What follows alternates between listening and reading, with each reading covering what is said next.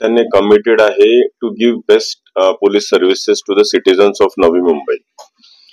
त्यामुळे आपला प्रयत्न आहे की गेल्या वर्षीचे जे काही स्टॅटिस्टिक्स हे सर्व काही नसतं, पण स्टॅटिस्टिकली आणि क्वालिटेटिव्हली आपण सातत्याने बेटर करण्याचा प्रयत्न करत असतो, स्वतःचाच परफॉर्मन्स बेटर करण्याचा प्रयत्न करत असतो.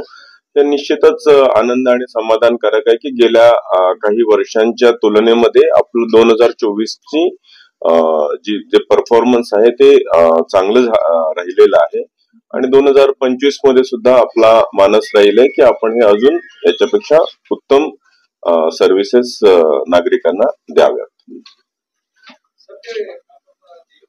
आपण असे अनेक गुन्हे आपण FIU चं युनिट स्थापन केलंय. गावांची केस झाल्यानंतर शासनाने जो आदेश दिला होता त्याप्रमाणे आपण नवी मुंबईमध्ये सर्वात प्रथम प्रायोगिक स्तरावर तो FIU चा युनिट स्थापन केलं होतं आणि आपल्या FIU ने बरेच असे प्रिव्हेंटिव्ह मेजर्स ऑलरेडी घेतलेले आहेत आणि असे होऊ घातलेले स्कॅम्स ते प्रिव्हेंट सुद्धा केलेले आहेत. टॉरेसवर सुद्धा आमचं वर्किंग खूप ऍडव्हान्स लेवलला गेलेलं होतं. तेवढ्यातच ती बातमी फुटली आणि मुंबईमध्ये केस झाली आणि आमची पण केली. आम्ही ऍक्च्युली त्याच्यामध्ये खूप सिस्टमॅटिकली चाललो होतो, पण त्याच्यामध्ये थोडासा विलंब निश्चित झाला कारण आपल्याला एव्हिडन्स, डॉक्युमेंटरी एव्हिडन्स फार महत्वाचं असतं इकॉनॉमिक ऑफेन्सेस मध्ये आणि तेवढ्यात ती मुंबईमध्ये केस झाली. त्याच्यामुळे आपल्याला पण फोर्सफुली ती केस करावी. जर बघितलं असेल तर गेल्या वर्षभरात FIU ची स्थापना झाल्यानंतर आपण असे नवी मुंबईतले सर्व हॉटस्पॉट्स आयडेंटिफाय केलेले आहेत. काही मोठे मोठे प्लाझाज आहेत, ऑफिसचे स्पेसेस आहेत, ज्या ठिकाणी सातत्याने ही अशा स्वरूपाची फसवणूक करणारी लोक ऑफिस स्पेसेस भाड्याने घेतात, महिना 2 महिना 4 महिना चालवतात आणि अनेक लोकांना लुबाळून चालले जातात. तर अशा ऑफिस स्पेसेस आणि जे कमर्शियल स्पेसेस आहेत त्यांचं आपण मॅपिंग केलेलं आहे आणि आपली FIU पोलीस स्टेशनच्या माध्यमातून सुद्धा आपण सातत्याने त्या ठिकाणी गस्त घालत असतो. आपलं बेसिक ड्युटी आपण अशा स्वरूपाची करत असतो की त्यांची जी योजना आहे ही सरकारी किंवा जे नॅचरल मार्केट ड्रिव्हन फोर्सेस आहेत त्याच्या घरात बसून काम करत आहे की नाहीये, कारण त्याच्यातल्या काही जेन्युइन पण स्कीम्स असतात तर त्याचा बलाबल ते अप्रोप्रिएटली असेस करणं आणि त्याच्यानंतर त्याच्यावर जर मार्केट रेट पेक्षा अवाढव्य असा काहीतरी प्रॉमिसेस रिटर्न्स ते जर करत असतील आहेत तर त्याच्यावर आपण काही केसेस करतो आणि प्रिव्हेंट सुद्धा करतो. आपल्या काही चौकशा सुरू झाल्याबरोबर काही लोक गायब सुद्धा झालेले आहेत. काही लोकांना आपण ट्रेस केलं कारण त्या लोकांचा काही इथे नामोनिशाणच असायचा नाही. तर ही एक सातत्यपूर्ण प्रोसेस आहे आणि आपण जर अवेअरनेसचे प्रोग्राम जर बघितले असतील तर आपला विषय तोच आहे की लोकांनी मुळात फसू नये ह्याकरताच आपण मोठ्या प्रमाणात अवेअरनेसचे उपक्रम सुद्धा घेतलेले आहेत. कारण लोक अनफॉर्च्युनेटली बळी पडतात, कोणीतरी जास्त रेट ऑफ रिटर्न प्रॉमिस करतं त्याला. तर आमचं नागरिकांना सुद्धा सातत्याने हीच अपील असते की मार्केट रेट पेक्षा खूप जास्त जर कोणी प्रॉमिस करत असेल कुठल्याही कारणास्तव तर कृपया करून त्याला बळी पडू नका. आणि आमची हेल्पलाईन आहे 8828112112 या नंबरवर प्लीज हेल्पलाईनवर फोन करून आम्हाला कळवा. आपल्याला निश्चित ते स्टॅटिस्टिक्स पण देतील आहेत आणि अशा काही केसेस ज्यांनी आपण प्रिव्हेंट केलेल्या त्याची माहिती पण त्याच्यामध्ये पण ज्या कंप्लेंट्स आलेल्या आहेत आपल्याला, कारण कधी कधी काय होतं की तो दुबईमध्ये काय पाठवतोय किंवा इतर आखाडी देशांमध्ये कुठेतरी पाठवल्या जातात, ती जोपर्यंत आपल्याला कंप्लेंट येत नाही तोपर्यंत काही गोष्टी व्हेरीफाय करणं डिफिकल्ट होतं. म्हणून आमची विनंती आहे की आपल्या माध्यमातून सुद्धा नागरिकांना अपील करावी की तशी जर कुठेही फसवणुकीची जर भीती वाटली, शंका वाटली तर कृपया करून आम्हाला कळवावं. We will verify and take action. बाबतीत आम्ही मेडिकल कॉलेजेस मेडिकलचं कॉलेजेसचा हब आहे, त्यामुळे बरेच मुलं, बरेच पालक याला बळी पडतात. तर तो सीझन आला की आपण बरोबर त्याचा अवेअरनेसचा ड्राईव्ह हा मोठ्या प्रमाणात वाढवत असतो.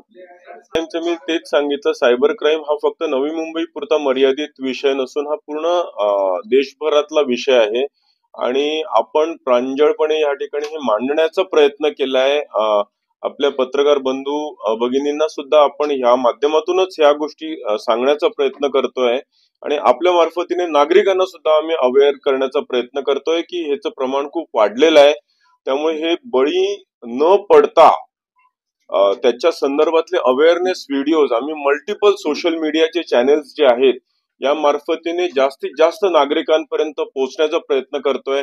शासन सुद्धा वेगवेगळ्या एजन्सीजच्या मार्फतीने आपण DOT वर पण आपण जर आता बरेचसे कॉलर ट्यून्स बघितले तर आपल्याला फसवणूक होऊ नये यासाठीचे अवेअरनेस आपल्याला कॉलर ट्यून्स असतात किंवा मेसेजेस येत असतात वेगवेगळ्या बँकांकडून, इन्शुरन्स कंपन्यांकडून किंवा DOT कडून. तसं नवी मुंबई सुद्धा पोलीस सुद्धा प्रयत्न करताय की मुळात आपण बळीच पडू नये यासाठी आपण काय काय उपाययोजना कराव्यात, तर त्याचा सुद्धा आम्ही सातत्याने प्रयत्न. आपलं आयुक्तालय जर ऍव्हरेज आपण जर बघितलं देशातलं किंवा महाराष्ट्रातलं तर ते आपलं रिकव्हरीचं पर्सेंटेज बऱ्यापैकी चांगलं आहे. किंबहुना लोकांनी मुळात बळी पडू नये हा एक प्राथमिक महत्वाचा विषय आहे आणि त्यासाठीच आपण विक्टिम अवेअरनेस हा मुळात जास्त करत असतो. कारण याच्यामध्ये काही एज्युकेटेड लोक सुद्धा अनफॉर्च्युनेटली बळी पडलेले आहेत असे दिसलेले आहेत आम्हाला डिजिटल अरेस्ट आणि काही गोष्टींमध्ये. तर त्यासाठी काही सिनियर सिटीजन सुद्धा अनफॉर्च्युनेटली बळी पडलेले आहेत. तर हे होऊ नये यासाठी आम्ही हा awareness which is a very low cost low hanging fruit म्हणून आम्ही हा जास्तीत जास्त अवेअरनेस पसरवण्याचा प्रयत्न करतोय. तर म्हणूनच म्हटलं सायबर विश्व जे आहे हे कुठल्याच प्रकारची बाउंड्री मानत नाही.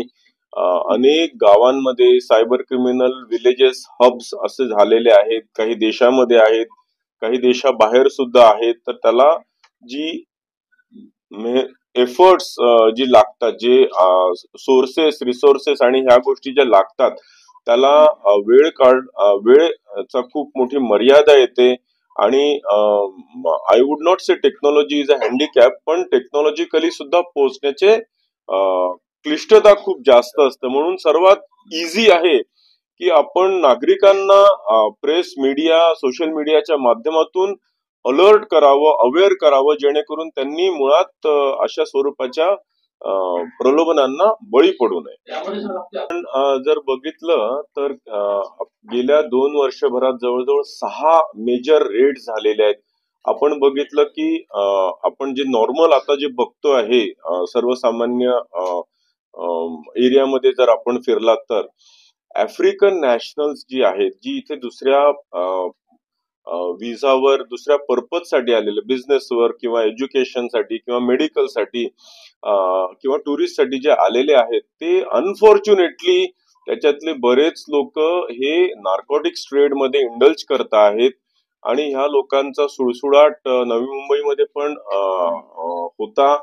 गेल्या 2 वर्षभरामध्ये 6 मेजर रेड्स केलेले आहेत, ज्याच्यामध्ये आपण बघाल स्टॅटिस्टिक्स पण आता शेअर केलं, जवळजवळ 1200 ह्या आफ्रिकन नॅशनल्सला आपण देशाबाहेर घालवलेले आहेत. त्याच्यातले बरेचसे अरेस्ट केलेले आहेत जे अजूनही जेलमध्ये आहेत आणि इतर जवळजवळ 1100-1200 लोकांना आपण देशाबाहेर घालवलेलं आहे.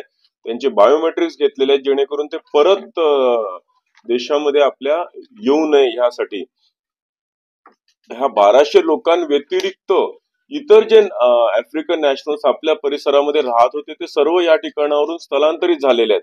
आपला प्रयत्न आहे की ह्या आता जितकेही 150च्या जवळपास आफ्रिकन नॅशनल्स आता नवी मुंबईमध्ये आयुक्तालयाच्या परिसरामध्ये राहतात, यांना आपण यांचं मॅपिंग केलेलं आहे आणि सातत्याने आपण चेक करत असतो यांचे विजाज व्हॅलिड आहेत की नाही आणि यांचं आचरण आणि इंडल्जन्स जो आहे हा अप्रोप्रिएट आहे की नाही. We have a zero tolerance for narcotics for sure. We'll carry on that policy in 2025 also. We have utmost commitment towards making this Navi Mumbai commissionerate extremely safe and secure for women and senior citizens. जे आम्ही गेल्या सातत्याने आमचा प्रयत्न आहे की नवी मुंबईचा एरिया, कारण इथे बरेचसे कॉल सेंटर्स आहेत, बरेचसे असे औद्योगिक क्षेत्र आहे ज्या ठिकाणी 24 तास वर्क फोर्सेस असतात, महिलांचा मुलींचा वावर हा सातत्याने 24 तास असतो. तर अशा ठिकाणी ह्या सर्व बिझनेसेसला फ्लरिश होण्याच्या दृष्टिकोनातून हा संपूर्ण परिसर आमचा प्रयत्न आहे की महिलांच्या आणि सिनियर सिटीजन्सच्या दृष्टिकोनातून अत्यंत सेफ आणि सिक्युअर व्हावा. सायबर क्राईम च्या दृष्टिकोनातून आमचा प्रयत्न आहे की जास्तीत जास्त लोकांपर्यंत आम्ही पोहोचावं.